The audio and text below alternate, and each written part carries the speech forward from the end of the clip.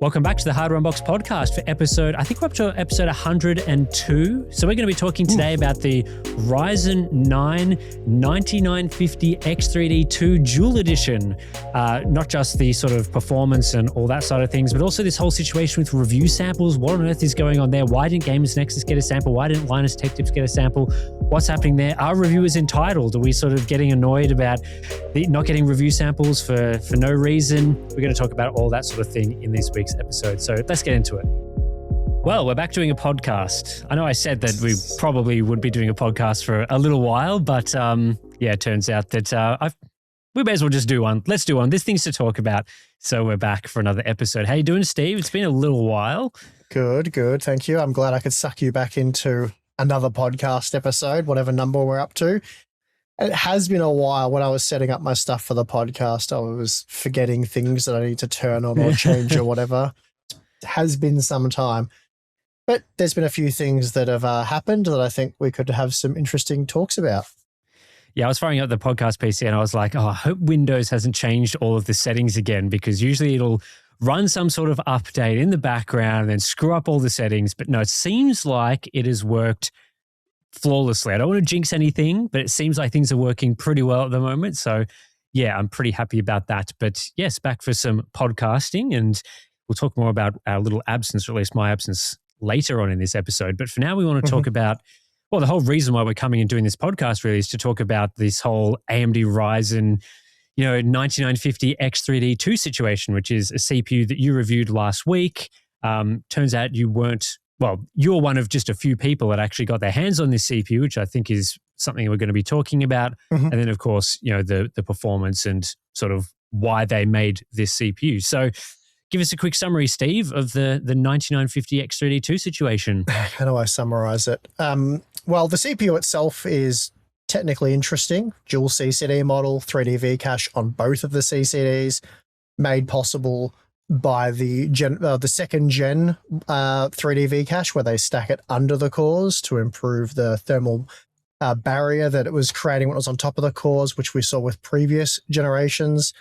So you don't have too much of a clock frequency deficit to the non-3D V-cache parts. So yeah, performance isn't compromised in that sense. And it's not of great benefit for general desktop usage or gaming, unfortunately. There's no real situation where you need to have a dual 3D V-cache enabled part to improve gaming performance or anything like that. We've seen some, niche workloads where it is of huge benefit. Whether or not you would use a 9950X3D for those workloads is possibly up for debate. But yeah, it's a technically interesting part that need not exist, I guess is one way you could put it. But yeah, I did see some of that discussion about the whole, you've tested it wrong sort of thing, as you've been sent a CPU to review, and maybe the purpose are these sort of, I don't know what you call them, like workstation type workloads, simulations, that sort of thing. And then, because we're a gaming channel and we largely focus on gaming CPUs, you've tested obviously in a few productivity applications, but largely in gaming, and then, copying it a bit for not, showing it in its best light or whatever. But I mean, honestly, most of DIY CPU sales are gaming CPUs. Most people who buy boxed processors at Amazon, Newegg, those sort of places are buying it for gaming. Now, there are people that use it as well for productivity, but the vast majority of sales are gaming. So I don't think it's super crazy to sort of suggest that, this CPU doesn't have a wide audience if the gaming performance gains you get versus the other parts is not significant, because again, most people are going to be interested in buying a Ryzen processor for gaming. Great that there are those niche workloads where they're getting a big speed up, but whether or not someone in a professional setting would be using a Ryzen desktop CPU versus a server or one of the workstation Threadripper processors or something along those lines, I'm not sure. I think most people would probably be using a server for some of those more intense applications, but there may be some niche use cases that I'm not considering. Yeah, that's the sort of best case scenario you could say. There's niche use cases where it makes sense. For the vast majority of users, it doesn't really need to exist. It offers no real value, and it doesn't offer any real value to any gamers or just those doing general desktop stuff or even general productivity stuff. So yeah, that's just the situation, but it's fine. Like the 9850X3D, I found it a relatively inoffensive product. Even the $900 price tag, well, it's like, yeah, you're essentially getting two 9800X3D CPUs. So the price is what it is. You don't have to buy it. There are multiple different versions of that chip, whether it's the single 3D V cache model or the model without 3D V cache. So there's different variants there at different price points that will potentially suit whatever you're doing better. So yeah, it's an optional CPU that, in a way, I'm glad they made it because so many people kept asking for it. And now we can actually test it and see what it does have to offer and what it is really about. And was what AMD said, whenever it was they said it, true, that it doesn't really make sense to make because it's really a niche processor. So all that's fine. It's not like they've jacked up the prices of the existing parts or something like that, or limited availability of existing parts, or done anything weird. This is just turned up on the market and nothing else has really changed. And it's actually sold really well, which is probably the most amazing part of all. But then I suppose overpriced X3D CPU, even though most people say don't buy it, the fact that it sold really well, probably not terribly surprising. Just before we went live, I had a look on Amazon, and on the Amazon US list, it was within the top 10 CPUs being sold. The 9950X3D is there as well. So I don't know if it'll drop out of there soon. I saw, I think Video Cards posted an article where it was in the top 10 as well. So they've definitely sold plenty of them. I spoke to local retailers and they were surprised by the demand even here locally in Australia for it. So I guess in that sense, it was worth making. I don't know if it's currently outselling the Core Ultra 7 270K plus, but for a while there it was. But of course, it was just released, so that somewhat skews that data. But really, the 270K plus should be selling so much better than it is because it largely received positive reviews, and it's genuinely an incredibly good value CPU. Like most of these Ryzen CPUs, you should no longer be buying because you can buy the 270K plus and a Z890 motherboard for like the same price as the Ryzen CPU. So the dead platform thing doesn't really matter too much.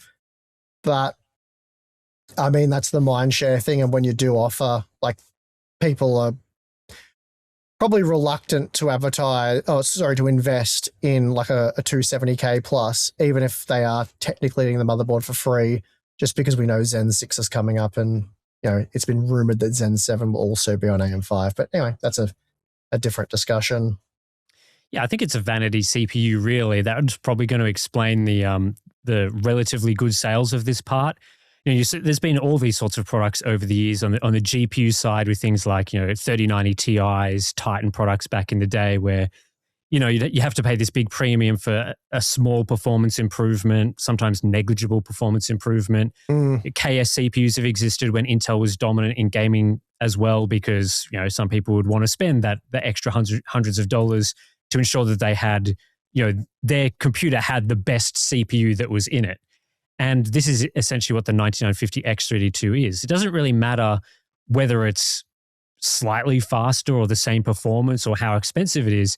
If you're the person that has to have the absolute best of the best stuff in your system, this is that processor, therefore you buy it. It's along the lines of many things people do for sort of the more aesthetic side of PC building, not the performance side. Maybe I'll upset people, but I throw something like, crazy RGB lighting or like screens on CPU coolers. These things don't do anything for performance, but they're sort of like a nice to have thing because you want your system to be as good as it possibly can be. I'm not expecting this CPU to sell like any sort of, budget, RGB fans or anything like that. But, there are definitely people that like to have that sort of thing in their system. And, I remember back at CES 2025, I think it was, and I was talking to one of the executives from AMD. We were just sort of chatting about the state of things, and they'd obviously announced at the time, this was around RDNA 4 launching and all that sort of thing. And I was just mentioning, that I thought it was a good idea to launch a product like a 9950X3D2, not because of any performance reasons, just because people will pay for the best hardware regardless. Like, it doesn't matter how good it is performance-wise, but it will sell just from the fact that if you have the best product, people will want to buy it. Now, if AMD wasn't in the leadership position, if Intel was still ahead in gaming, I think the CPU would be a massive fail. Like, it would have pretty much no interest. No one would be wanting to spend the $200 premium or whatever it is over the non-Vcache on 2 models. So, yeah, anyway, it sort of has turned out as I basically expected and explained to them, you know, because I think at the back of the time that you were sort of alluding to, their reasoning for not doing it was the whole, you know, this doesn't actually make sense. There's no performance benefit. Gamers aren't going to get anything from this. And I was like, well, you know, it doesn't really matter at this sort of tier. Like, people are just going to get it if it's the best product. And so, yeah, like I said, that's what we've sort of seen. So, yeah, from the whole performance side of things, it is what it is. I agree with your take that it's inoffensive. You know, you don't have to buy it. It's not like it's a crazy 50-90 type offering where the next product down is half as good and half the price or less than half the price or whatever. It's just, yeah, it is what it is. But I think the thing that sort of surprised me the most was that you had one of the very few reviews of this part. So they didn't really like, I don't know whether they chose not to sample it out widely on purpose, or they just felt that it wasn't necessary to do this, or whether they were indeed trying to, you know, target or manipulate reviews or blacklist reviewers. I don't know, but it's certainly one of the more weird situations for sampling that we've seen for a part like this. Yeah, I heard Linus talking about it, and he was saying it just looked like a regional thing. AMD was handling sampling different in different regions, which, yeah, I mean, evidently that's how it went down. That's sort of a surface level analysis, but all the CPU allocation happens from AMD HQ. Like, they don't just magically materialize at an Australian PR company and they're sort of free to go, who do we send these to? It's all pretty, well, got to kind of choose my words carefully here. I was going to say it's usually pretty carefully pre-planned, but nobody basically has any idea why things played out the way they have. And it's possible AMD doesn't know why things played out the way they have, which is hard to believe. But yeah, I suppose the $1 million question right now is, why did AMD handle the 9950X 3D release in the way they did? Now, I've heard all the theories, like AMD knew this CPU wasn't very good, so that's why they sampled it the way they did. It's like they're trying to hide an ugly duck, exactly like what NVIDIA did with their 8GB, you know, RTX 5060 Ti and 5060 and 5050, where NVIDIA were like, no, guys, we're proud of the 8GB cards. This is what gamers want. We absolutely are not telling retailers don't sample reviewers under any circumstances. Like, I don't think that's what was going on here, because the 9950X 3D 2 is technically a brilliant product. It is the best CPU you can get. Now, should you get it? No. Does the price make sense? No. Is it really any better than the 9950X 3D for most users? No. But as you've just said, none of that really makes sense. Being technically the best has always been enough to sell Halo class products, which is why Intel's always like, oh, we have the fastest gaming CPU. Let's make it 1% faster, charge a massive premium for it, and all the fans will go nuts for it because now it's technically the fastest and most or best. It gives you the most bragging rights. So I really do not think that's the issue at all. And if it is, it's a terrible miscalculation by AMD. Yeah, I don't think it's the reason. I think with these reviews, you know, AMD would know that this is a poor value product from like a value for money standpoint. If that was the focus of the reviews, then yeah, review coverage is not going to be good. But I think the goal would have been with these reviews is just to sort of confirm that this is the best product.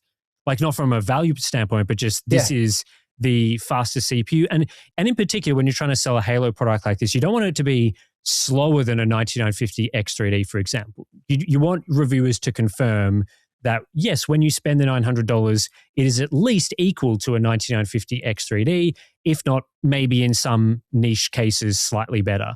And that's all that you need for a Halo product to confirm, so that it gets sales, basically, as we're sort of alluding to, the whole vanity angle, that sort of thing.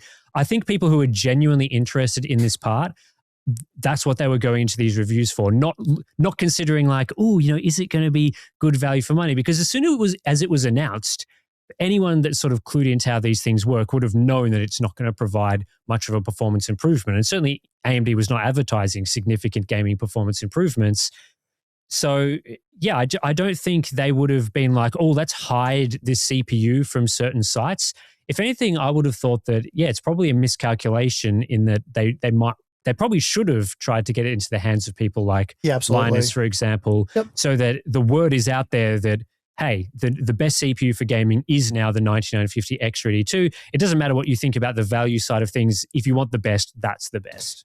So I know I'm asking the impossible here, but what's your best theory on why things went down the way they did? Like, how did we get a sample but not LTT and Gamers Nexus and Tech Power Up and Computer Base and Hardware Lux, and the list just goes on and on and on and on and on?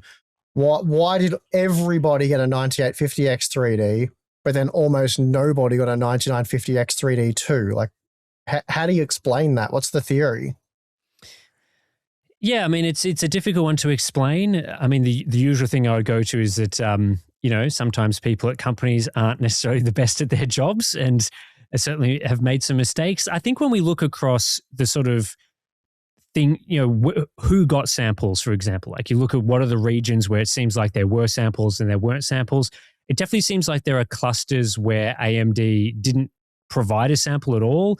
So I'm sort of thinking it looks like North America didn't really get, they maybe got one or two samples out to reviewers.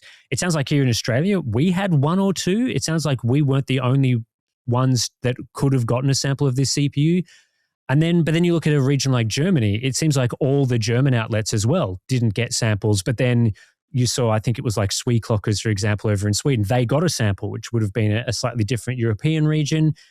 So possibly, if I was being generous, this is most likely like just a miscommunication or a misallocation of where samples are going. Like maybe they were hoping to have maybe 10 samples for like North America and 2 for Australia, but they shipped out the Australian samples. And then something happened with the US samples. They didn't have enough left over, or, they just prioritized the wrong regions or something like that. I think it's probably a mistake in that sense. But it's really hard to make sense of, because normally you would think that, Australia might get one sample in a situation where the US only gets 1 or 2. Maybe we would even get 0. But yeah, it's a weird one because certainly they've missed some, what I would say, major outlets. Yeah, well, some additional information for those theorizing about what actually happened here. Some things worth noting is availability. So the amount of stock they had, amount of product they had was a lot. So this wasn't a rushed last minute release. There was plenty of stock, plenty of inventory. Companies could order significant quantities of them if they wanted to. At least 4 weeks before reviews went live, retailers, distributors in multiple regions had loads of stock. So it had propagated out through the world well before the reviews were set to go live. Plenty of availability. I heard from like boutique builders and smaller retailers, they even got samples themselves. So they got review samples. I mean, they weren't technically review samples because they weren't reviewing them, but let's say test samples. And that was in the US and other regions. So that's what sort of happens with the sampling process. So I guess you would put it under the heading of like partners. So large retailers, system builders, all those guys get sampled as well. So it's not just reviewers. So when the sampling process happens, so much product goes out. There are so many different businesses and regions that get all this stuff. And on that side of the fence, the process was very typical. Everyone got seeded, test parts well ahead of time so they could put together builds and, work out what the CPU offered and how they wanted to use it. But then when it came to the reviews, hardly anyone got sampled. So that was one aspect of it. And then another point worth touching on is the fact that we did get a full review guide for this. So now, for those that don't know, the review guide isn't a like, this is how you have to test or you have to use these applications. There was nothing weird in there about the dual 3D V cache testing or anything like that. It was just a guide to help reviewers know like what Cinebench score they should get and what's new about this CPU, who it's targeted for, so on and so forth. Just basic information to help people work out what this new product actually is and what it should do. So we got a full detailed review guide, and then we got multiple Excel spreadsheets comparing it in scientific workloads, productivity workloads, and then gaming. So that's the usual stuff we get, but it was interesting that AMD went to all the effort to create a detailed review guide and then provide countless documents of comparative data, because that was something that there was a big drama with Zen 5 where they didn't provide the appropriate comparative data. All of that was done for this release. So it wasn't like they were not planning on sending out review samples or doing things a bit differently there. All the usual amount of effort and stuff was put in, and we were provided all of that information as well. But then a lot of people just didn't get the CPUs. So yeah, it was weird. I personally can't make sense of it. I don't know why it was handled in the way it was. I don't have a theory that makes sense. Again, I've read countless theories. None of them really make sense when you know all the available information. And yeah, like Lina said, like it seems to be a regional thing, like kind of like it just seems like all regions only got a couple of samples and they went to probably the people you wouldn't necessarily prioritize in that region. So yeah, it's I guess the leading theory that I would have is, I think first of all it's probably clear. I don't want to say how clear it would be, but it does seem like they did not have very many of these review kits to send out for whatever reason. Now, whether or not that makes any sense because they had plenty of samples available for retailers, not sure. Maybe it's a budget consideration or constraint or something like that. Whatever the case is, it seems like at the end of the day, they didn't actually have very many review kits. So when you're in that situation, I mean, there can be any number of factors that could lead to certain outlets getting it over other outlets. It could be the PR person's personal relationships with various different reviewers in that region, you know, giving it to favorites as opposed to outlets that they're not as familiar with or don't have the close relationships with. And that could differ from region to region. You know, I see in the US that sites like, you know, Level 1 Techs and Phoronix, for example, got samples. Maybe they wanted to have the Linux creation angles covered by certain outlets, so they prioritize them over gaming outlets. I'm not sure. You know, there would have been, if samples were limited, potentially, you know, haggling internally about, you know, how many samples my region's going to get versus another region, and then prioritizing them out to various different places based on that. But that still doesn't explain why an outlet like Linus, for example, would not get one of these parts, or why, you know, we would get one and then, you know, a Gamers Nexus would not, considering, you know, we're both very similar sort of outlets in that sense. Maybe they're using more third-party PR teams that aren't as familiar with the workings of, you know, which sites are popular or not. And you might think that that's a crazy opinion to have, but we've certainly worked with third-party, you know, non-internal PR teams who really don't understand the enthusiast PC hardware market and that sort of thing. So they're not really, you know, that familiar with the different sites and which ones are sort of going to get the best reach on these things. So that could have happened. I mean, that's an explanation for if like Tech Power Up missed out, or sure, one random, not random, but one media outlet that would typically get a sample that has a large audience missed out. Like, you could kind of explain it away that way, but when all of these media outlets don't get a sample, it's like, what the hell is going on here?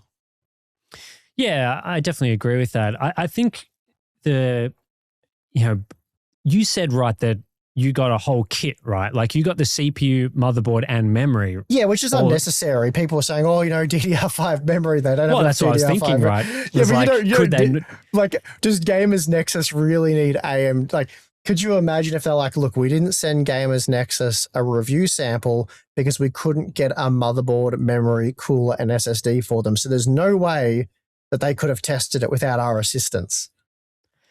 Like you're talking, if you were talking about people that was, smaller channels or people that were starting out, then providing them with basically a full test system, that makes more sense.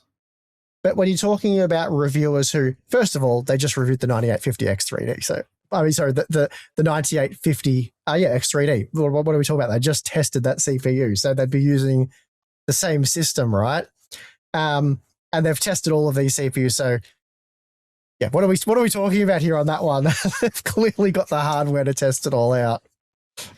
Yeah, I mean, 100% agree. I was just sort of thinking about why they might not have had more review kits, because if they had triple the amount of kits to send out, I'm sure through, just who are they going to send them to, that all the outlets that didn't end up getting sampled would have had samples just because they would have had so many of them available. I mean, they did have triple the review kits though. Like, we know they had the CPUs. There's no shortage of these things. I could go get 100 of them right now and bring them back to the office. Yeah, but how these companies work. They want to send, they don't want to just have some people getting kits and some people just getting the CPUs. I'm just theorizing that potentially if they were it could genuinely be that dumb. It could be that dumb. Yeah. Yeah. I'm saying that potentially if they're really concerned about being able to afford all the DDR5 memory that they have to send out to reviewers, that they go, well, instead of making 100 of these kits, we'll make 20 of them. And then we'll just have to figure out who gets the 20 samples. Whereas normally they'd send out 100 kits and it wouldn't be too much of a problem. Now, of course, I would say make the 20 kits with the memory and then send out just the CPU to another 80 people. But for fairness reasons or whatever, who knows? There's all sorts of weird justifications that go on with these things. I think at the end of the day, though, whatever happened here, there's really two camps. There's kind of the mistake camp, like something went wrong and it was an accident. These people just happened to not get samples. And then there's the nefarious camp, the sort of they were denied review samples deliberately because of reasons, because of coverage that they've done. All that sort of angle, sort of the more trying to restrict coverage. And based on what I've seen, I don't really think there's anything that points to it being the nefarious side, as in like we didn't like Computer Base's coverage of something AMD did previously, so they don't get a sample. I think some people are sort of bringing up, Gamers Nexus's coverage of AMD in the past, sort of looking into their business dealings outside of the sort of just the hardware itself. And I think they've made some highly critical videos of AMD. Maybe that's led to them getting a third-party PR team instead of a direct line now. But in terms of like sampling, I don't think that's really impacted too much if outlets like Tech Power Up, Computer Base, Hardware Lux, and also not getting samples. If they were the only one, I mean, maybe you could point to that. But with the range of sort of outlets that didn't get them, I don't think there's any nefarious angles. Would you agree with that? Yeah, I also agree with that. Yep, no, I agree with that. I was just thinking of Gamers Nexus and I thought, not really sure what I should say here. I feel like Steve got a little bit caught out going first an hour before the reviews rather than waiting an hour until after the reviews went out, knowing... Because... Well, I don't know. I haven't spoken to Steve, but surely he would have got a sense that most people didn't have samples. But then I don't know how many people he spoke to. He spoke to someone else who had a sample, and then he spoke to me and I had a sample. So, I guess if we have a sample, it's like, what the hell? Why don't Gamers Nexus have a sample? And I know, like, I'm not trying to say Steve messed up here or anything, because I know they were basing their entire video on the fact that AMD doesn't answer their emails anymore. They palmed them off to a third party. They don't seem to want to work with them and all that sort of stuff. So in that sense, they've already been blacklisted, and then not getting a sample was kind of like the icing on the cake. Well, it's like, you're not answering our emails anymore.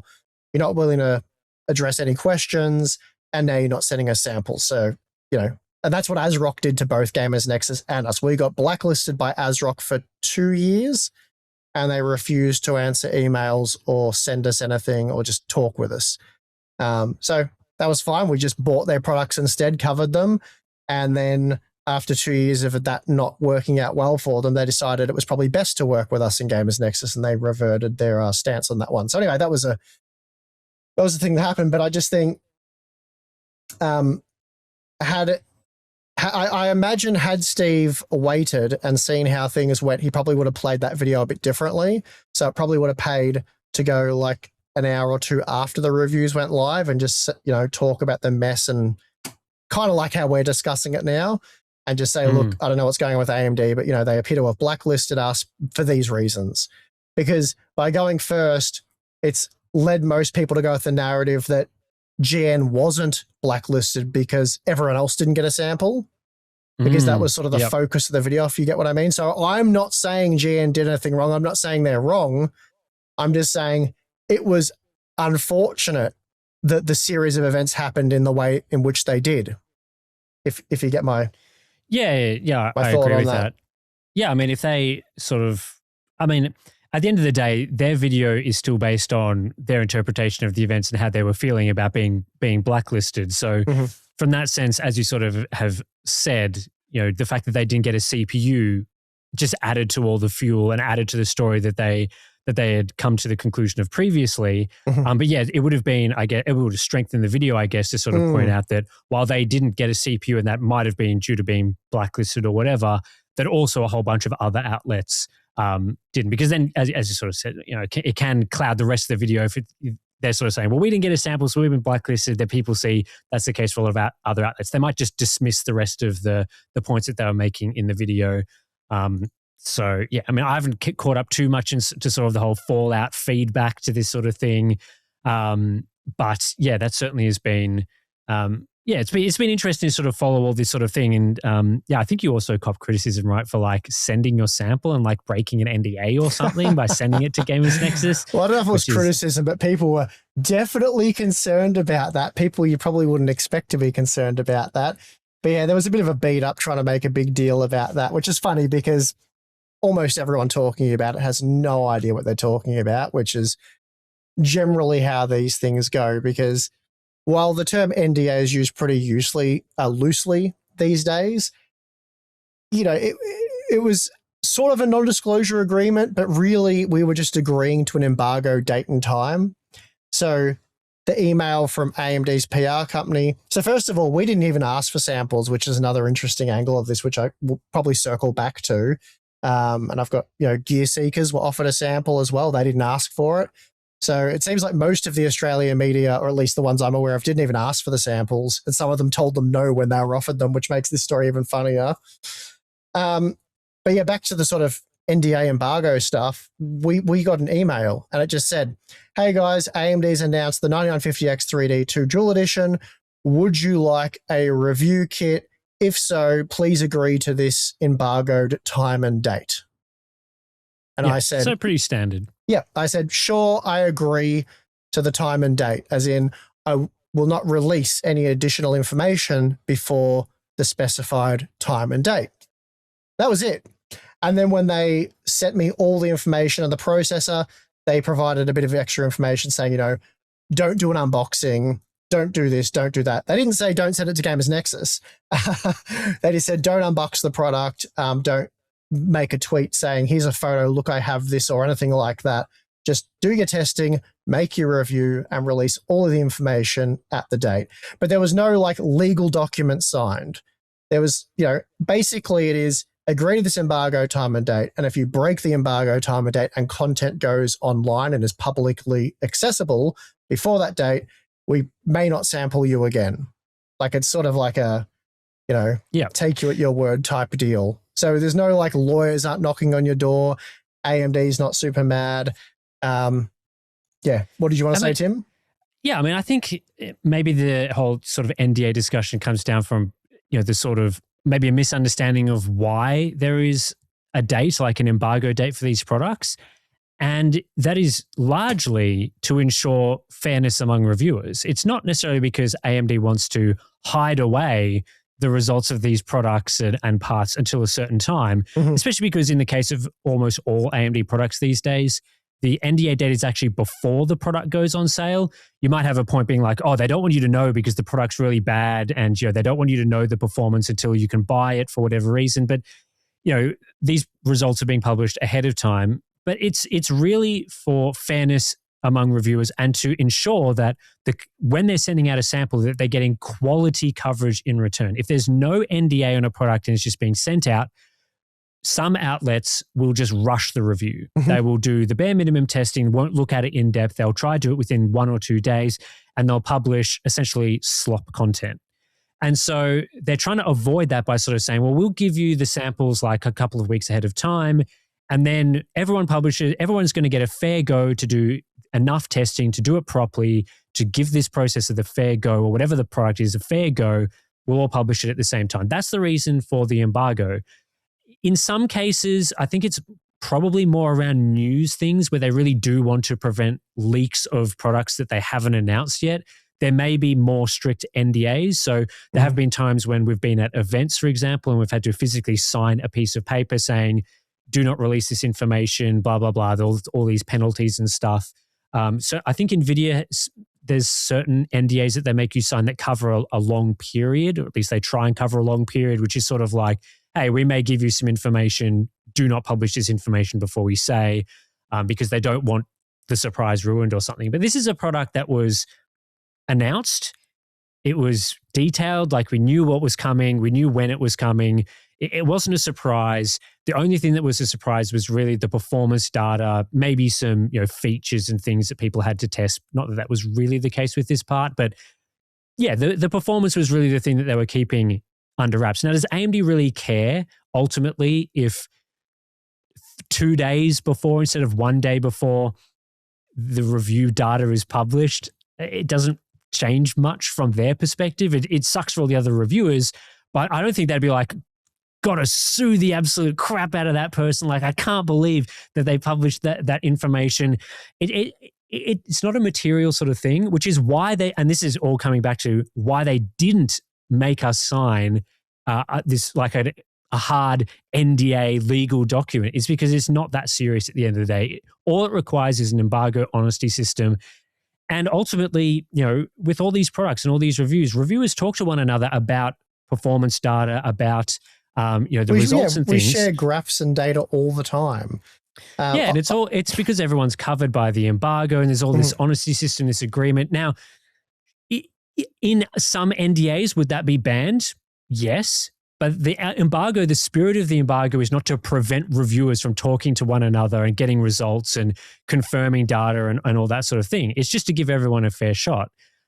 So sending a product to someone else that they can test it, so long as the other person still ultimately is agreeing to the embargo, in my opinion, is still very much in the spirit of the whole situation. The spirit is give everyone a fair shot. If someone doesn't get a CPU for whatever reason, and you sort of can give them a fair shot at it, and they agree, well, hey, I'm not going to ruin this for everyone by publishing it early, and everyone plays nicely on the same page, I don't see that is any different to sharing review results or talking. Because, ultimately, if that was banned, all those sorts of things would be banned. So, not to mention when I shipped it, Gamers Nexus wouldn't receive it till after the embargo had been lifted, which is why their content was a few days late. Well, there's that too. I mean, there's a whole thing, right? You didn't actually sign an NDA. There was a loose embargo agreement. The embargo wouldn't have been broken anyway, regardless of, no one was publishing content ahead of time. It's the same as sharing results. And people do that anyway. And then they didn't even get the CPU until after the NDA. So it's like, basically I just spent my own money helping with the seeding process. So I got them coverage on Gamers Nexus.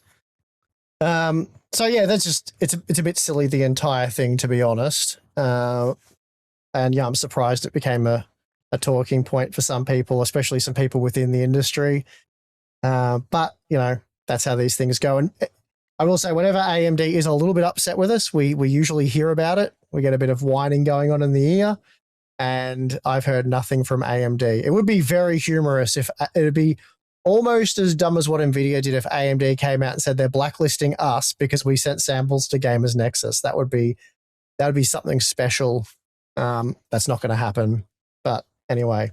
That's the embargo NDA stuff. It's also interesting. Like I said, the whole process, how this played out, the surprise to us, like being caught off guard, like when the reviews went live, I searched for other reviews. I'm like, why is YouTube search not working? Like it always takes so long to update. And I could only find a handful of reviews, and we now know why. But it was about 3 weeks before, actually, I think it was about 4 weeks. I think it was 4 weeks before reviews were set to go live where I was offered my sample. I agreed to the embargo time and date, and basically within a week, I had the sample. Yes, it was at least 3 weeks before release that I had the part in hand. Unfortunately, I did some early testing, which is why I could send it to Gamers Nexus and they could get their content out shortly after. It's weird, like I didn't ask for a sample at all, got one. Usually if you get 2 weeks, you're over the moon. Like if for an embargoed release, if you get 2 weeks to test the product out, that's phenomenal. It's usually a week, often less. So 2 weeks is amazing. We got 3 weeks on this. And yeah, Nick from Gear Seekers told me they were also offered a sample well ahead of time. And they were just like, nah, no thanks, not interested. I can't be bothered investing the time and energy to cover this product. I don't think it's that interesting. Fair enough. But it's wild that Nick from Gear Seekers was offered a sample and said, nah. But then places like Tech Power Up, Linus Tech Tips, Gamers Nexus didn't. They were actively asking for samples, and they didn't. They were told no. So just such a weird situation. And I guess we've talked about, why we think AMD handled the release in the way they did, and neither of us really have a solid theory that makes sense given all the variables at play. But I was thinking about it because we often talk about, AMD Radeon or whatever it is, how AMD handles things and how we would handle it. And we've sort of been saying the same things about Radeon over the years, and we've come to the conclusion, of course, that we've probably been right all along. Naturally, Tim. Yeah, we'll give ourselves some nice pats on the back there. So, given how good we are at this, how would we have handled the release of the 9950X 3D2? And I thought about this for a little bit. And again, based on everything we've been saying, I've just come to the conclusion that for me, it would be samples for everyone. Like anyone who wants to cover it, I'd probably even be like, Nick, you're gonna review this, Nick. Like go over there and put it in his system and be like, Nick, give us some content. We want it. I would be getting everybody to review it because it's chart-topping performance. So it doesn't matter about the price. It doesn't matter about whether it makes sense or not. It is technically the best desktop CPU on the planet. So if you can make the best desktop CPU on the planet without being, hey guys, we overclocked it by 100 megahertz, pay a premium. This is exciting. Like it is, it's like, as I said, it's like a fan service thing. Like the reason why you guys want this is, well, because you asked for it. So we've said it wasn't worth releasing. We were overwhelmed with demand. People kept asking for it. Even Tim at CES said we should do it. So it must be a good idea. So, sort of that's the narrative. Like this is a fan service chip. We don't really think it makes sense. It's not super cost effective, but maybe there's niche workloads out there or people just want it. So it's one for the enthusiasts where we're doing the thing we were asked to do, even though we sort of didn't want to do it. However they want to spin it, I don't really care. But, basically, chart-topping performance, it's the fastest CPU. Regardless of what reviewers say, it's just another one of your CPUs at the top of the bar graph. And therefore, send it to everyone. Show how dominant you are. That's how I would have done it anyway. And emphasize that really, at the end of the day, and this is the truth, this isn't some marketing BS, it's just another option for those who have been asking for it. It's as simple as that. It doesn't, as I said, it doesn't affect our existing lineup. All of the CPUs you know and love, marketing talk, they're still there. They're there for the same price. If anything, they'll probably end up getting cheaper over the next few months. Oh, though, no, retract that. We've heard the CPU price was going up. Yeah, we'll see about that one. for a moment, I forgot the period of time in which we were existing in. But under normal circumstances, whatever the hell they are these days, as time goes on, yields mature, demand softens, all that sort of stuff. Usually prices go down, but probably not going to happen this time. But at least to this point in time, I can say with a high degree of confidence, prices have gone unchanged for parts like the 9950X 3D and the 9950X, which is really all that matters at the end of the day. So that's how I would have handled it, Tim. Yep, I agree. Yeah, I think if there was any sort of budgetary constraints, like they couldn't get enough budget to assemble the kits for people, don't send out the motherboard, SSD, memory. No. Most reviews don't need that. So if it's like, oh, we have to buy all these things and we have to somehow get all this DRAM in, don't do that. Just send out the CPUs to everyone. And yeah, everything else you said, I fully agree with. This is not a processor or part that I would have thought warrants hiding it. There's nothing there that should anger people too much. I mean, yes, there should be realistic expectations internally about what people are going to say about this. People will say it's poor value. People will say, if you're being sensible, this isn't a part that you would buy. But it's not a product that's on the level of like an 8 gigabyte 5060 Ti where there's technical issues with the process, with the part that make it not worth buying really at any price, although you could sort of argue at very low prices that part would make sense. But regardless of the case, that product has genuine technical problems that make it a poor product. We're not in that category. We're very much on that category. It doesn't make sense to sort of go, oh yeah, we're not going to give this to this review or whatever. Yeah, as you say, just give it out to everyone. I think that makes the most sense. Yeah, and as I've said many times in the past, when it comes to parts like Threadripper, or if we talk about GPUs, RTX 5090s, I don't really care how stupid those products are. I don't care how expensive they are. That doesn't really bother me. If they want to make dumb Halo products and people want to buy them, I'm perfectly okay with that. What I don't like is it affecting the more affordable parts, the parts people actually want. I don't like it when those Halo products see those parts filtered down, like, 4070s become, like 4080s, for example, and that shifting of the model names, or, the lower end parts start to lose cores and don't offer as much value as they should. And we see stagnation in those more affordable price points. That's when I get pissed off with Halo products. But if they don't affect the products that already exist in the market, then I don't really care. It's just another option. If you want to spend $900 US on your CPU, go for it. And the market determines those things at the end of the day. If you make a Halo product that's too expensive and people don't buy it, that's kind of it sorts itself out. It gets cheaper or whatever, or they learn the lesson that, hey, actually that was too expensive, so we're not going to release that product at that price. I think with the GPU side of things, it's been proven over many years that there really is no limit for how expensive and how high they can charge for those extreme performance parts. They seem to sell extremely well, even well over the MSRP. So yeah, people obviously get upset about that, but at the end of the day, it's again market forces. If people are buying them at that price, that is exactly the case. But yeah, with the lower tier parts, yeah, you don't want to see a 9950 X3D2 making the 9800 X3D suddenly ridiculously expensive, but that just hasn't happened. The competition in the CPU market seems pretty strong, so they don't have the ability to do those sorts of things. It's just not possible. So, and they've kept the price of that. Even with like the 9850 X3D, a silly processor that doesn't really need to exist, but ultimately they didn't charge all that much more for it. So yeah, I think when we covered it in the news video back at CES, I was sort of saying, well, I'm pretty concerned about this part because I think it'll be a lot more expensive than the regular model, making it pointless and dumb. And, it's just trying to price gouge customers really, but they didn't do that. Yep. So it really had no impact in that sense. And it's just another option for people. So yeah, none of that sort of Halo issues happening, at least in the AMD lineups that I've seen. So yeah, nothing to really complain about there.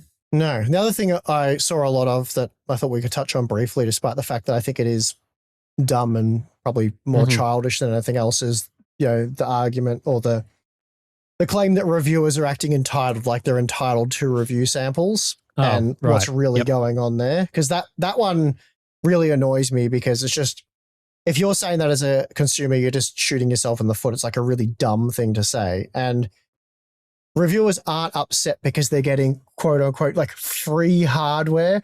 I don't care if I get a $900 US CPU or not. Like, I'm perfectly capable of buying the CPU just as GN is if we want to test it. Really makes no difference to me whether I buy it or not. But the advantage of being part of the review program is that we can get it and give you guys our in-depth testing ahead of release, so you can go in and make an informed purchase. And you can say, well, you shouldn't go make a purchase without that content anyway, which, I tend to agree. But getting that out and then giving us more time to familiarize ourselves with the product and do follow-up content is beneficial. But greater than any of those points I've just made is that we don't want to see a situation where AMD or Nvidia or Intel, whoever it may be, can start crafting, like hand picking the reviewers they work with because they think they'll give them more favorable reviews, or they can better manipulate the reviews that they can change their editorial direction maybe. So we don't want that to happen either. Everyone should be very much against that, which is why I just say samples for everyone who wants to test it. Obviously, there is a limit on how many samples they can send out. I think if you're a new up and coming channel, like say Daniel Owen, you sort of work your way into that. I think it's good for people like him to get included. I'm not gatekeeping or anything like that. But when you've worked with Gamers Nexus for over a decade and they haven't missed a release, then you kind of need a good reason for why, if, again, I don't think they're doing this, but if they were, icing GN out, you sort of need an explanation for why that is, because we know NVIDIA tried to do this to us because we had countless private meetings with them where they were telling us that we really had to promote ray tracing and DLSS features for GeForce 20 series GPUs. And we're sitting there going, well, it's not really a key selling point. There's not that many games. The performance we're seeing is not great. We've lived through all of that. But they tried to strong arm us. They tried to convince us to do that, and we didn't. And then for some reason, they put it in writing that because we weren't willing to bend to their will, they were going to block us from samples. And it became clear that had they gotten away with it, they were cultivating an environment where it wasn't really an independent review process. It was good little boys and girls who were going to toe the line and, basically present NVIDIA's marketing materials, which we've seen NVIDIA try to do more and more of, right? They've tried to convince reviewers and get reviewers to talk about certain features and test things in a certain way that's beneficial to them, but probably not the way in which gamers should or do use those products. So for me, that's the bigger issue. And, we've gone into bat for other reviewers before, and we always will. So whether it's Gamers Nexus or Gear Seekers that get blacklisted for reasons, we would support them and defend them because we want more independent reviews. I mean, that seems very reasonable and a good thing to me. I don't know if you have anything to add to that. Yeah, I mean, we're starting to see that a little bit, this manipulation in fields outside of PC hardware. I think there has been cases in the past in sort of gaming and, at times with, other forms of entertainment where the publishers or whatever will choose the reviewers that they think will give the most favorable coverage, because that will affect things like Metacritic scores. So they want the highest Metacritic score at launch so that people will be interested in playing it. And so if there's anyone that they think is going to be overly critical of a game, they may not sample that particular reviewer, which is, again, not really how a review process should go. And I'm not going to sit here and say that this happens all the time, because it's still rare that this is happening, but certainly you can see there's a strong incentive for this to occur, because it definitely benefits the publishers of the entertainment products, especially with things like media, trying to get on Rotten Tomatoes, get a good score up. You know how it works, right? So you don't want to see that. If there is a review process, it should be distributed evenly so that the coverage that is being received is a fair reflection of general opinions, not manipulated opinions based on a certain subset of favorable reviewers. And so, if you're going to have a system where people are getting access to products ahead of time and trying to, quote unquote, shape the narrative or whatever, it has to be independent, third-party testing, no influence, people just giving their honest opinions. And the best way to do that is sampling everyone, or at least as broadly sampling as you possibly can. The whole entitled angle, like, I can't believe you can't just buy the CPUs and that sort of thing. Well, it doesn't really help you, the viewer, for us to buy the CPU after it's launched if there's already coverage ahead of time that may be misleading because they've cherry-picked the reviewers who are getting samples and they're all producing favorable coverage. It's not helping you if you want to purchase that product when it goes live. And I think this is becoming more important over time, because we're now in this world where instead of products getting cheaper and better value after launch, so that you can just benefit from waiting, and maybe there is time for people to purchase products, review them, test them, and then by the time that they're good value, you can buy it with tons of coverage available. Nowadays, it's more common for the product to be the best value and the best purchase at launch. And so you really don't want to have a situation where the best time to buy from the product being the cheapest is the time when there's no good quality review coverage. So we don't want to get into that position. And with GPUs, that could very easily become the case, because it does seem like GPUs these days, launch is kind of a really good time to buy. And then you might be, kind of getting screwed down the line. So yeah, we're just trying to avoid that situation. It's really nothing to do with like entitled reviewers. As you sort of said, I don't really care about getting review samples. I think that sort of flows as well back into this discussion of like, as a normal person, I guess, you would be very excited to receive, if you hadn't tested products and hardware before, like a free CPU, right? Like that's really exciting. You get a $900 part, amazing, it's high end, awesome. That's something I'd normally have to buy. Once you're in the business and you've been doing it for like 10 years and stuff, the gloss of like receiving stuff, quote unquote, for free is certainly not there. It's like, oh, it's another thing. It's like, cool. That's true to a degree. Having said that, I'll be losing my crap the day I get like Nova Lake and Zen 6. I'll be super duper excited. Yeah, from an excitement standpoint from that, but it's not like, oh, cool, like I've gotten this thing for free and I've saved money and like, it's I can't believe I don't have to pay for it. Yeah, but it's like anything like, I get what you're saying, but at the same time, I'm very much excited for that stuff, which is why it hurt. It's such a gut punch when you get like a Zen 5% moment. It's like, I was pumped for this. So yeah, I'm hoping Nova Lake's awesome. Hoping Zen 6 is awesome. Should be good. But yeah, I'm hoping the reviewers are entitled. Comments that I'm seeing a surprising amount of is just a vocal minority. Because as you've said multiple times in the past, despite all the overwhelming evidence, I can't remember exactly how you worded it, but it was something to the effect of, it blows your mind how people still go in to defend corporations and companies, despite the fact that we have overwhelming evidence that they're scumbags. Yeah, pretty much. Yeah, that sounds like my opinion. And to that effect, it blows my mind that we still have these idiots online saying reviewers are entitled after all the bullshit that went down around the GeForce RTX 5060 reviews, where we had the fake reviews beforehand that were carefully curated, that were just absolute nonsense. They were using like framed, they were like the worst of the worst NVIDIA marketing slides presented as independent reviews. It was just disgraceful. And we had those go out before the real reviews. And worse than that, the real reviews were blocked. NVIDIA didn't sample the cards.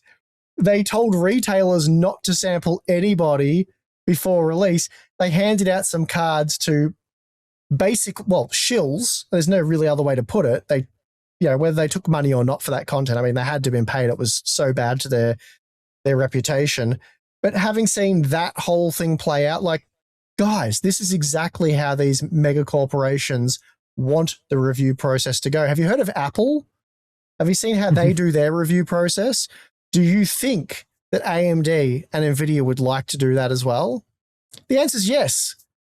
So anyone who's sitting there bashing into their keyboard, reviewers are entitled, I didn't get a free sample, you're an idiot. Like, that's not what this is about. And you do not want to see an RTX 5060 situation again, but you're going to. Like, this is going to become more and more commonplace. And that's why Gamers Nexus and everyone else is trying to push back against it.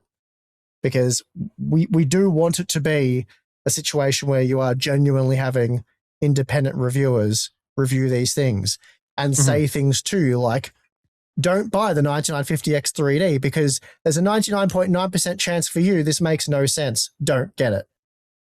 That's what you want from a reviewer. And you want them to tell you, buy the 270K plus because it's way better value.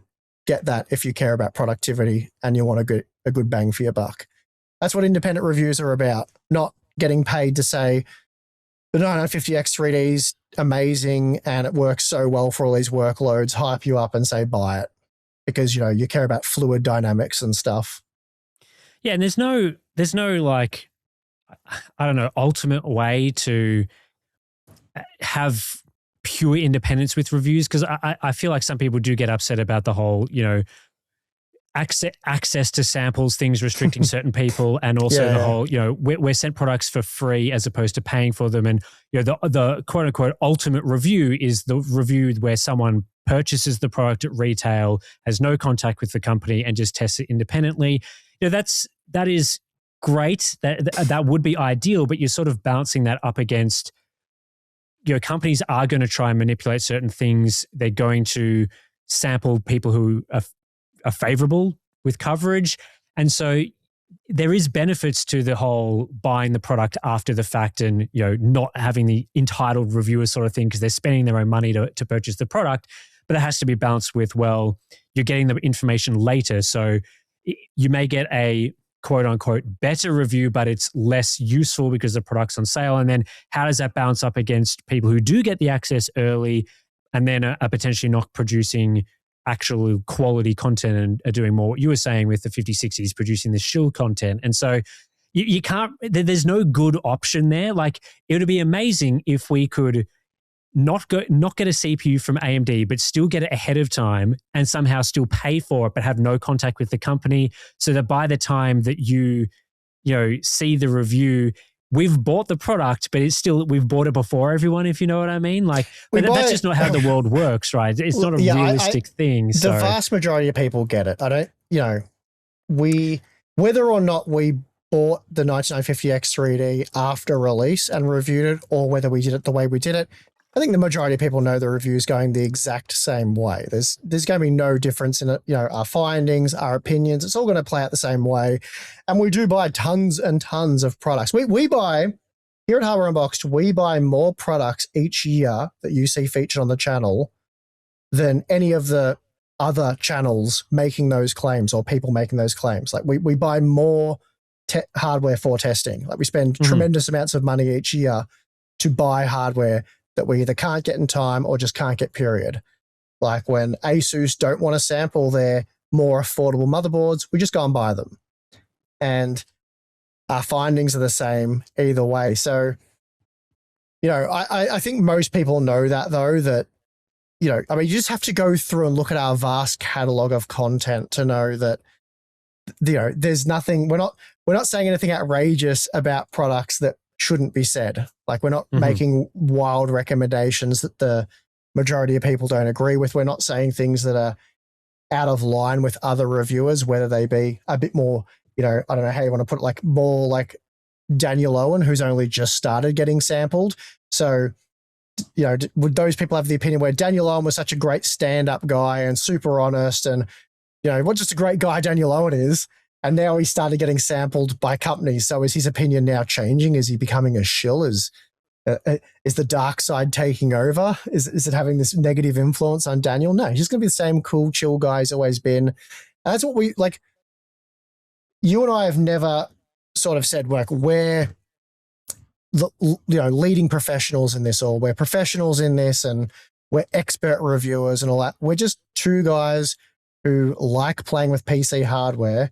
And we're telling you about our experience and giving our recommendations and getting feedback from all the people who watch our content to things to consider, think about, and help shape the content moving forward. Like, we don't, I love it when someone's like, these guys that think they're experts on YouTube, like, you read this on Reddit all the time and whatever. And it's like, no, we don't. We've never said that. We don't open up our videos telling you how intelligent we are. Like, we don't do that. There's no ego or anything like that. We're just like, hey guys, today we're looking at a 9950X3D2 and we walk through it. So I don't know where that sort of thing comes from either. It's quite weird. But yeah, Tim and I we don't claim to be anyone special. We don't claim to know more than you know. We don't claim to be more intelligent than you are. We're just two goofball nerds who like playing with PC hardware, and Tim plays with a bit more Lego than I do. Yeah, I just think other people make those calls, right? Like, if other people think that we're experts in a certain thing, sure, but like, yeah. I'm not the person that makes that call. Yeah. You guys decide that. So yeah. Anyway, I think that's probably enough on the 9950 X3D2. We've really covered everything with this CPU. It's really the only thing that's been happening. Oh yeah, it is the Dual Edition, isn't it? They tacked that on the end there. Good naming scheme. They're surprised they didn't put AI in the name somewhere. Ooh. Anyway, maybe they will for the next generation. Yeah. Let's take a break and we'll come back and we'll talk about our boring lives. All right, we're back from our little break. Well, first of all, I may as well just say what has sort of happened, why we've taken a bit of a break. As I mentioned to you last time, my partner was pregnant last time that we talked on this podcast. Now, my baby is born. Everything went super well. So just thought I'd give people a quick update on that. Not much more to say really on that front. Everything's been going well for us, but yeah, I'm not the sort of person that is going to show like baby photos and stuff like that. So don't expect any of that, but yeah, just I'll let people know that things are going really well, to the point where I'm back, making videos and stuff like that. Things have been chill, sort of just, taking care of the baby, and thought, well, what am I going to do in all this time that they're sleeping? And so making some videos, making some podcasts at times like now. So, well, yeah, it's been going I'll well. jump in and give the people a little bit more. I went out and saw Tim's baby, and to my surprise, Tim's baby is ridiculously cute. Like one of the cutest little babies I've ever seen. No, well, thanks. Yeah, well, not really having a go at Tim's partner here. These comments are more directed squarely at Tim. But yeah, not sure how that was possible. But yeah, she's really ridiculously cute. So we went and saw her, and that was a good time. And yeah, seems to be going very well. So she's very chill. Yeah. It's been very interesting to sort of go through the whole process of doing everything, and sort of now having another human being to look after and all that sort of thing. But you sort of hear from people that have gone through it, their sort of horror stories at times like that. And fingers crossed, none of that has happened so far. None of the sort of crazy things that we've sort of heard have happened just yet. So hopefully that continues. But yeah, things are going well. And so my entire life these days is just adjusting to being a parent and doing all that sort of thing, and sort of learning the ropes of all that, and then trying to fit in some hardware unbox, monitor unbox content, all that sort of thing around it, and just keeping my life ticking over in that sense. Because as I'm sure you have the same feeling about this sort of thing, it's kind of like a job for life sort of thing. Like it becomes your life doing this job. And so what, the kids or the YouTube channel? Well, but both, but also like also the YouTube channel side of things, right? It's kind of like, it's a different grind. I was thinking, I'll just take some time off and switch off a little bit and sort of do all this. But it's that actually saying that and then doing that is much more difficult, because you're sort of just thinking about work, and you just want to get back and test stuff as well, because it's a very enjoyable job. So anyway. As I say, being able to take time off, you sound like an entitled reviewer. Oh, yes. I'm so entitled because I can do this job and have a child at the same time. That makes me very entitled. You're not entitled to any time off is what I'm saying. Well, anyway, what's been happening out your way? This and that. I actually don't know what I've been doing since I last spoke to you. A few things, just working on this and that. I suppose one thing I can touch on quickly is I went to the dark side. We mentioned the dark side not long ago. I bought an EV. Oh, yeah. I heard about this. Yeah, I didn't bring it out to Tim's because I probably would have had to charge it out Tim's way. It only takes like 20 minutes to charge it to like 80%, I've been told, but we've not charged it out in the public space yet. It's just a home charger, a Type 2 charger that I had installed. So we took the old gas guzzler out to Tim's place, because Tim's about 2-ish hours in one direction from me. Yeah, that's about right. Yep. So 4-hour round trip. Does about 350 Ks on an 80% charge. I got the Renault Megane E-Tech, which is an odd choice for sure. But I looked at all the choices available, and I got the Megane E-Tech because it didn't look like a weird, funky, crappy EV. To put it bluntly, not a Tesla fan, couldn't buy one of those. But no offense if you have one, I'm sure they're great, but just not for me. And then just all the other sort of, I looked at the BYDs and stuff and wasn't as much of a fan. So I stuck to, I've never been a Renault fan at all, but I just thought the Megane E-Tech looked pretty good. It's quite nice inside and out, seems to be well built. And I got it dirt cheap. So the one I'd got had been sitting around brand new for a while. They weren't able to sell it because they had quite a high retail price here in Australia. It's definitely the most unenthusiastic car purchase I've ever made. But given the fuel crisis that Australia was facing and sort of still is ongoing, and our sort of family-friendly cars are diesel, and getting diesel out my way, a lot of the servos didn't have it. So we weren't sure where things were heading. I spoke to my accountant, and he was like, oh, you should probably just buy an EV anyway, because of the tax breaks and all of the benefits that surround buying an EV. I think it's don't quote me on this one for the tax advice because I paid very little attention. In fact, my wife does the attention paying. I just sort of sit there drooling in the corner like an idiot.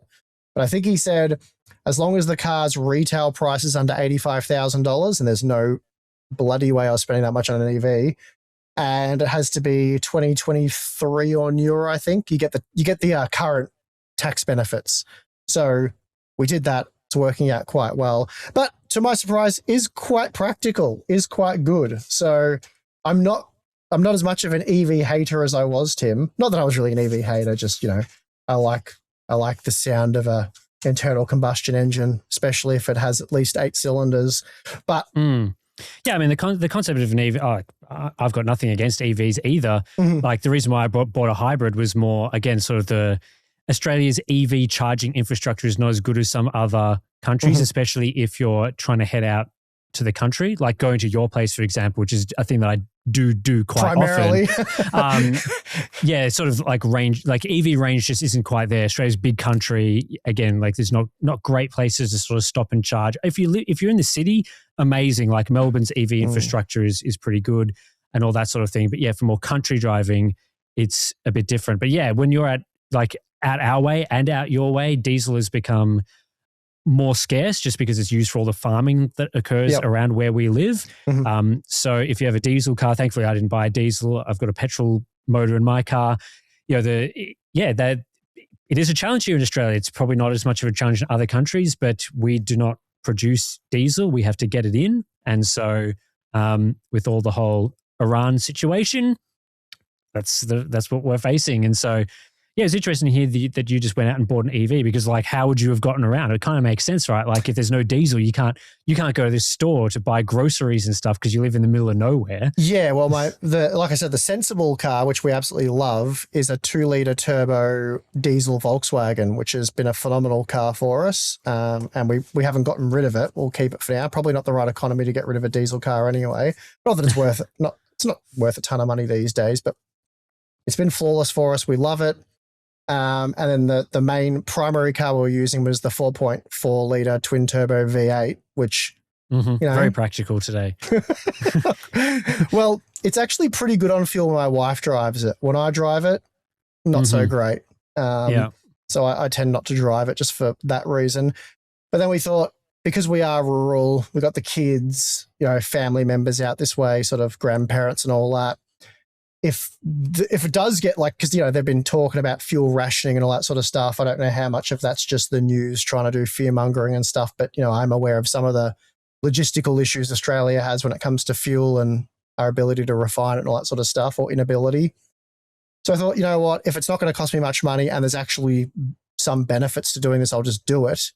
And yeah, it's turned out to be really good because we've, as I said, we've not gone to any charging stations yet because my wife, usually in the morning drives like 50 Ks. She comes back, plugs it in, it charges back up to that in like half an hour to an hour. If we have to go somewhere else or whatever. So this is the general driving, which is like a half hour in that direction and then back, and then half an hour in that direction and then back. It's always charged pretty much to 80%. Yeah, it's not a problem. We've taken it on a couple of longer trips. My grandma was recently in hospital. She's doing okay now, but that was probably like a 3.5 hour round trip, and it made it back with like 10% charge. So that worked out. So that was pretty good. But yeah, it's really practical. It's a really nice car, the Megane E-Tech, a lot better than I was expecting. So yeah, pretty happy with it. And I guess if you can afford to have like a good or a decent, reliable internal combustion or hybrid type car, I mean, hybrid's obviously the way forward anyway, really. But what I'm getting at is my newfound love for the EV is only possible because I have all these other cars to use if I have to go visit you. If I was stuck with the EV, it'd be pissing me off a bit more because I'm like, we've got to plan our trip down to Tim's house and try and work out where we can charge it and all that sort of stuff. But because that's not a problem I have to deal with, I found it much more practical. And because, like I said, primarily we're just doing a trip there, and you can charge it in between. So we're not like charging it overnight or anything. It's always fully charged by the afternoon after all the little half hour in one direction and half hour back trips. So anyway, that's that. I have another story, but I'll keep that for next time because it's kind of a long-winded one. It's a bit car related, and I know how much you love car related stuff. So yeah, that's about it. Doing a little bit of lawn mowing. Yeah, I don't know if there's anything. I lit a fire the other day, a big one. That was fun. Oh yeah, burning off all the stuff. Yep. I got a burn on my hand, a bit of when I was operating the skid steer and pushing things in, a big ember flew out and it hit my hand, which for the video version on YouTube, it's not going to focus, but I got a bubble on my hand, Tim, burn all my hair off. Yep. So that was the thing. But the fire was fun. Got rid of a heap of trees and things that had fallen down over summer. Gum trees like to do that. Yeah. You've probably got a bit of that on your property. Yeah, I've got a huge pile. I've got to burn mine in a moment. So well, because I've got quite a large property, the neighbors who have smaller properties, I've sort of made it this thing where it's like, over summer, because we can't burn off because of fire bans, you can dump it at my place. So it's gotten bigger and bigger each year as more and more neighbors decide to. And it was a whole day job getting rid of it yesterday. But yeah, I'd mulch it all up if I could, but I've got a mulcher, but yeah, you're not mulching all of that. So I just have to burn it. There's really no other way to handle it.